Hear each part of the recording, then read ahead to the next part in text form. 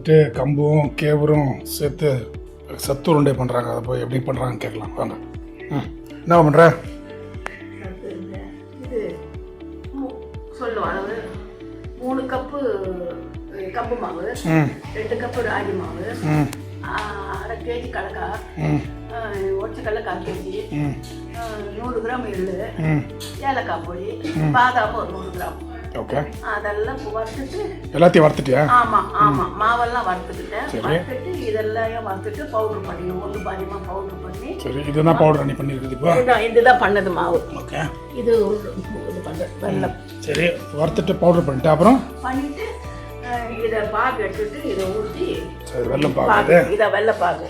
Okay. வெள்ளைப்பாகு எடுத்துட்டு இதில் போட்டு கலந்து இது கொப்பரெல்லாம் போட்டது அதெல்லாம் போட்டு கலந்து கொப்பரை ஓகே. அதெல்லாம் போட்டு கலந்துட்டு எல்லாம் ரெடி பண்ணி வச்சுக்கிட்டு பாகு எடுத்துட்டு இதை போட்டு ஊற்றிட்டு நெய் 2 ஸ்பூன் போட்டு ஊற்றிக்கலாம். ஓகே. ஸோ இப்போ இதை வந்துட்டு பாகை வந்து இதில் போட்டு நீ ஊறட்டணும்.